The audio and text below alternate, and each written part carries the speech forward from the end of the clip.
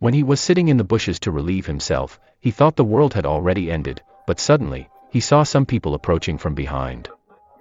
Realizing the danger as they were coming towards him, he became so frightened that he fled without finishing his business and quickly reached his small house built in the forest.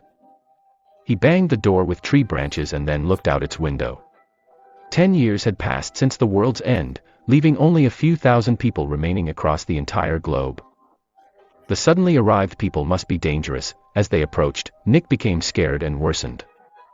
Upon seeing his son so frightened, his elderly father immediately rose to examine outside, finding people only a few steps away from their dwelling. Having experience with alcohol and fighting, the father sensed a threat of death and began to gather essential items.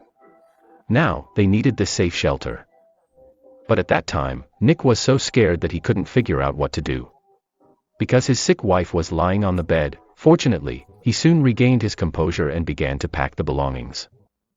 Then the father kicked open the back door, and the three of them quickly went outside to avoid the sight of those dangerous people.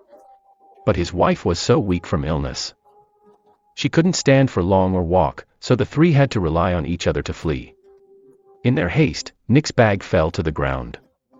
The father realized that if they continued like this, everyone would die. So he immediately lifted the lid of the latrine and hid his son and daughter-in-law in the dirty donkey. Then he went alone to fight those enemies. Little father bravely defeated some enemies, but how much could he fight alone? The enemies attacked his throats,